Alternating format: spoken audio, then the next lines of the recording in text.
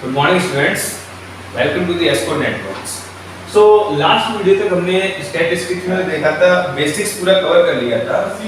तो basics of statistics में मैंने बताया था calculation of mean, median, mode, variance, standard deviation, range, coefficient of range, coefficient of variation, ये सभी कैलकुलेशंस जो हमने बेसिक में की थी, क्वेश्चंस लेके करी थी। तो ये सब मेरा डेटा के एनालिसिस पार्ट तक था, ठीक है। डेटा के एनालिसिस पार्ट में हमने बेसिक में क्वेश्चंस कराए थे, वहां तक हम लोगों ने अब तक कवर कर लिया। इस वीडियो में मैंने रिप्रेजेंटेशन ऑफ डेटा एक हेडिंग डाला हुआ है। तो इस रिप्रेजेंटेशन में हम देखेंगे तो वही डेटा जो हम अनग्रुप्ड या grouped data with frequency without frequency जो अभी तक स्टडी किए हुए हैं, उसको हम अब रिप्रेजेंट करेंगे। मतलब एक स्टाइल होता है डेटा को डिफरेंट स्टाइल में रिप्रेजेंट करने का, एक वे होता है, इसे रिप्रेजेंटेशन ऑफ डेटा बोल रहे हैं। इसमें फर्स्ट आता है बार ग्राफ, ठीक है। इसमें फर्स्ट आता है बार ग्राफ। बार ग्राफ क्या होता है? सिंपली हम एक्स एक्सिस और वाई एक्सिस, ये दो एक्सिस हैं 2D प्लेन में। हम करते क्या हैं कि एक एक्सिस पे अगर मैंने टाइम डाल दिया या ईयर्स डाल दी, जैसे सिंपली मैं इस पर्टिकुलर क्वेश्चन में जो मैंने बार ग्राफ के लिए ड्रॉ किया है, यहाँ पे मैं ऐसा बोल सकता था कि ये एक आपका सिंपली अनग्रुप्ड डेटा है जिसमें कि प्रोडक्शन ऑफ अ कंपनी और production of a state of production of rice in a state in year 2012, 13, 14। मतलब किसी पर्टिकुलर स्टेट के राइस का प्रोडक्शन है इन टन्स, ठीक है, इन टन्स। किन 3 इयर्स में? 12, 13 एंड 14, ठीक है। तो किन्हीं 3 साल में किसी एक स्टेट के राइस का प्रोडक्शन है 20 टन्स, 30 टन्स एंड 32 टन्स, ठीक है। तो इसका मतलब सिंपली एक अनग्रुप्ड काइंड ऑफ डेटा है जिसमें मैंने बोला list down the production of state of rice, ठीक है। तो राइस का प्रोडक्शन होता है किसी स्टेट में 3 साल में। तो 3 साल में राइस का प्रोडक्शन ऐसे हो सकता है 20, 30 एंड 30, ठीक है। तो किसी स्टेट में 3 साल में राइस का प्रोडक्शन ऐसे भी लिखा जा सकता था, और ये लिखा जाता था हमारा अनग्रुप्ड डेटा। तो अब तक जो पढ़े हैं अनग्रुप्ड डेटा विद या विदाउट फ्रीक्वेंसी ग्रुप्ड डेटा, वो सिंपली डेटा को रिप्रेजेंटेशन का स्टाइल देना ही डेटा का रिप्रेजेंटेशन कहलाता है। फर्स्ट है हमारा बार ग्राफ। तो बार ग्राफ क्या है? हॉरिजॉन्टल एक्सिस में सपोज मैं ईयर को मेंशन कर दिया कि 2012 में, तो वाई एक्सिस में प्रोडक्शन ऑफ राइस मेंशन किया हूं यहाँ पे, इसमें मैं टन्स में लिख रहा हूं। तो 20 टन्स का प्रोडक्शन हुआ 2012 में किसी स्टेट का, suppose it is a UP, ठीक है। ये यूपी का प्रोडक्शन है ये पर ईयर।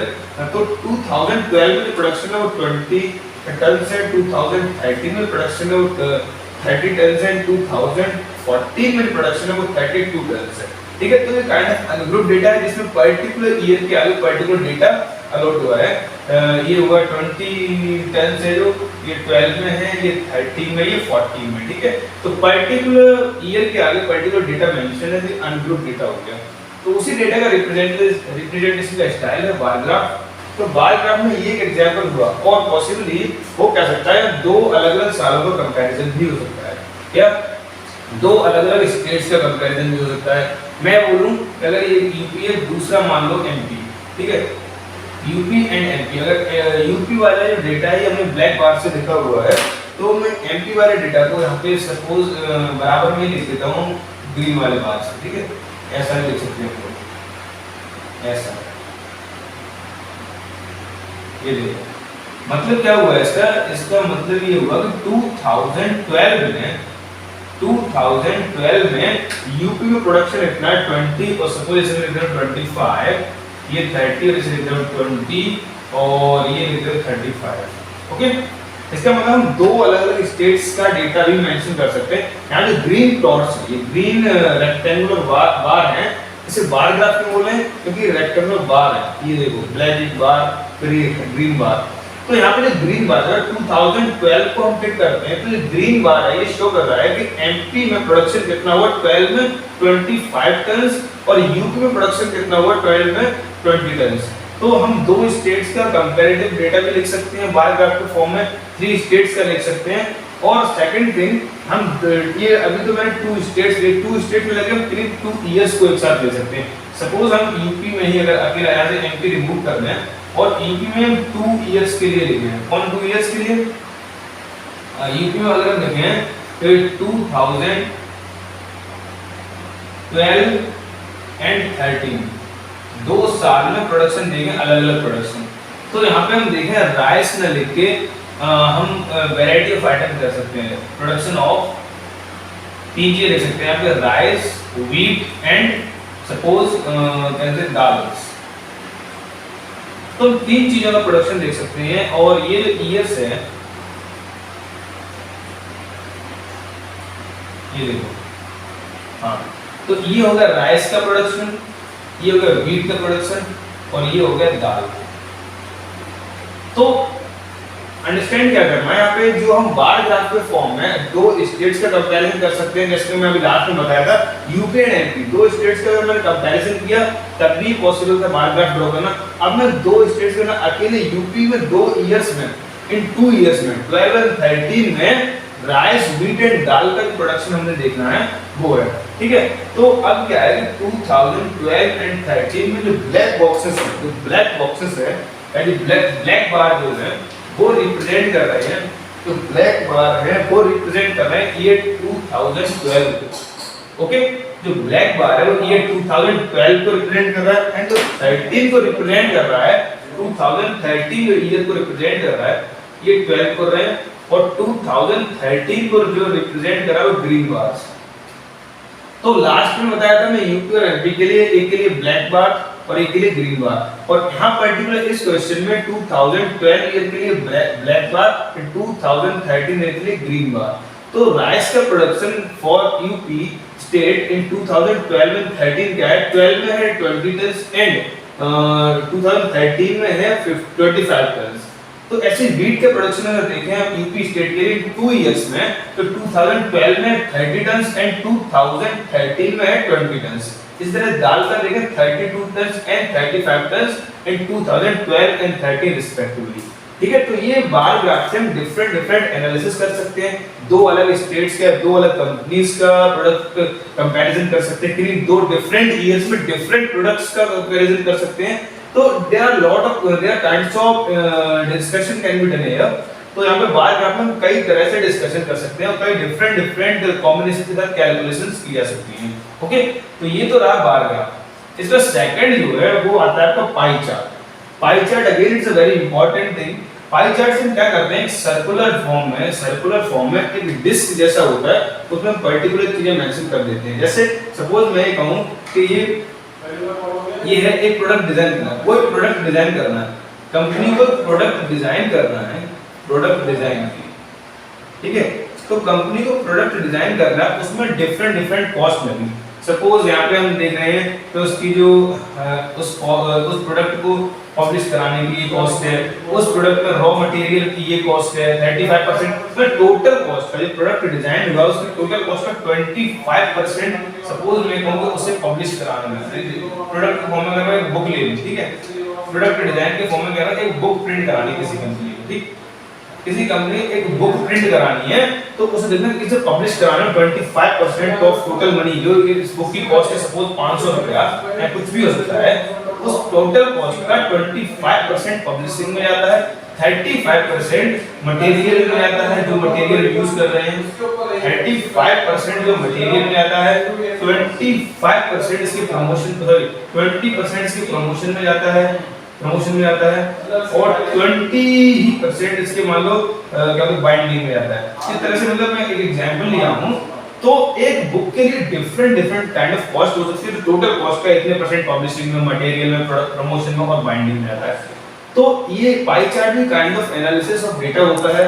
इसमें मैं बोलूंगा 25% टोटल वैल्यू पब्लिश होना है, मतलब अगर इसकी कॉस्ट अगर मैं एक बुक की टोटल कॉस्ट 1000 रुपीस रखता हूं, तो इसमें देखूंगा कि पब्लिश कराने में कितने रुपए गए, तो पब्लिश कराने में चलेगा 250 रुपए, 250 रुपए पब्लिशिंग में चले गए, 200 चले गए बाइंडिंग में, 200 चले गए प्रमोशन में, और बचे हुए जो है वो चले गए 350 उसका मटेरियल अरेंज करने में। तो ये इस तरह से पाई चार्ट का जो एनालिसिस बहुत ही एकदम खूबसूरत एनालिसिस है, इसका अच्छा एनालिसिस है।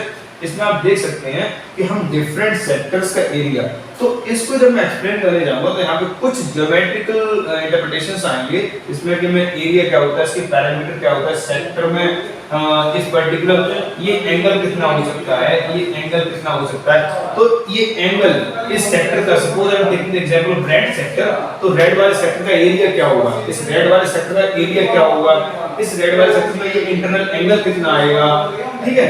और ये पर्टिकुलर पैरामीटर इस आर्क की लेंथ क्या होगी, तो ये आर्क की लेंथ, इस थीटा की वैल्यू, इस रेडियस और आर्क के टर्म में इस थीटा की वैल्यू, और इस सेक्टर का area, total parameter, total area. तो ये कुछ ज्योमेट्रिकल टर्मिनोलॉजीज हैं जो कि हम पाई चार्ट के केस में पहले डिस्कस करेंगे मैथमेटिकल पार्ट, उसके बाद हम इसे अप्लाई करेंगे स्टैटिस्टिक्स में, डेटा को एनालाइज करने में। डेटा को रिप्रेजेंट कैसे करना है, स्टाइल है, फिर इसको कैसे एनालाइज करना है, यहाँ से क्या इंफॉर्मेशन एक्सट्रैक्ट कर सकते हैं, या क्या कुछ यहाँ से इंटरफेरेंस वो क्या बोलते हैं इन्फर कर सकते हैं, यहाँ से वो हम देखेंगे अभी जब हम पाई चार्ट को डिटेल में डिस्कशन स्टार्ट करेंगे। ओके, तो पाई चार्ट का थर्ड आता है लाइन चार्ट। लाइन चार्ट में क्या होता है, सिंपली हम देखेंगे कि किसी पर्टिकुलर ईयर, जैसे अब मैं ज्यादा डिटेल नहीं कर रहा, अभी जब बताऊंगा तो फिर से ले लूंगा। तो अभी के मैं कहूंगा ये देखो कुछ पर्टिकुलर एक कंपनी है, उसमें देखा कि हमने किसी पर्टिकुलर कंपनी में मैं बोलूंगा टेम्परेचर, ठीक है, मैं बोल रहा हूँ कि ये तुम्हारा डेज है, ये एक डेज है किसी मंथ की, और यहाँ पे टेम्परेचर। ये सभी एग्जांपल्स में अनग्रुप्ड या ग्रुप डेटा पहले भी करा चुका हूँ। तो सपोज ये डेज है, डेज सपोज ये फर्स्ट डे, ये सेकंड डे किसी वीक का, ये third day, fourth day and fifth day, ठीक है। तो कोई 5 दिन है एक किसी वीक के, तो मैं टेम्परेचर ऐसे कुछ वेरी कर रहा है, जैसे इस पर्टिकुलर जगह पे टेम्परेचर था, ये टेम्परेचर सपोज 25 डिग्री, यहाँ पे होगा 30 डिग्री, ये होगा 26 डिग्री, ये होगा 34 डिग्री, और यहाँ पे फिर होगा 28 डिग्री, ठीक है। तो इस तरह से किसी भी पर्टिकुलर डे में डेटा का वैल्यू करना, तो ये भी एक काइंड ऑफ रिप्रेजेंटेशन है। ये इसे ऐसे भी कर सकते थे, लेकिन जब कहीं स्कोर वगैरह की बात आती है, क्रिकेट में देखा होगा आपने, क्रिकेट में स्कोर किया टेम्परेचर की, तो यूं लाइन का यूज करेगा ना, पूरे बार है, पूरे सॉलिड बार्स बनाने की नीड नहीं है, ठीक है। तो सॉलिड बार ड्रॉ करने की नीड नहीं है कोई, तो सिंपली हम वहां पे लाइन ग्राफ से दिखा सकते हैं। लाइन ग्राफ में एक सिंपलिसिटी ये होती है कि हम अगर एनालिसिस करें, एक एनालिसिस करें, मुझे दो पर्टिकुलर डिफरेंट सिटीज का अगर कंपैरिजन करना है यहाँ पे, तो एक सिटी की 5 दिन का टेम्परेचर होगा, दूसरी सिटी के 5 दिन का टेम्परेचर हम ऐसे भी लिख सकते थे, ठीक है, ये ऐसे भी कर सकते थे,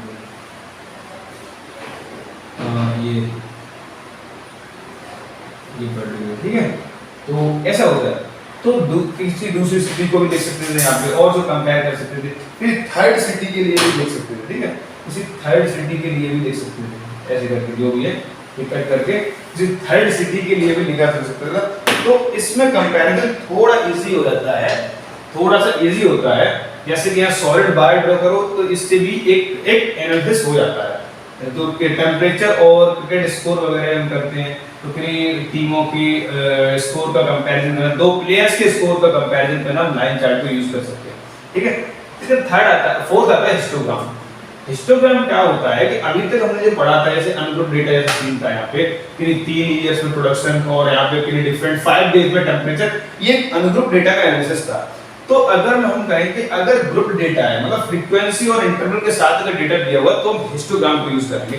यहाँ पर ये डॉटेड ये जो ब्रेक कर्व का पोर्शन होने का मतलब ये है कि हम चाह रहे हैं कि जो हमारा डेटा है ये कंटीन्यूअसली इस पर्टिकुलर ड्यूरेशन में रिप्रेजेंटेड है, तो ये कहीं से स्टार्ट हो सकता है, ठीक है। तो हम ओरिजिन से स्टार्ट ना करके हम आगे से स्टार्ट कर सकते हैं। ये डिसकंटिन्यूटी का मतलब ये है कि हमारा एग्जैक्टली हम ओरिजिन से स्टार्ट करने की कोई नीड नहीं है, पर हाँ ग्राफ की ये जो मेजर है ना, ये मेजरमेंट्स के पॉइंट ऑफ व्यू से इसे हमने लीव किया हुआ सेक्शन को, यहाँ से हम अपना स्टार्ट कर रहे हैं।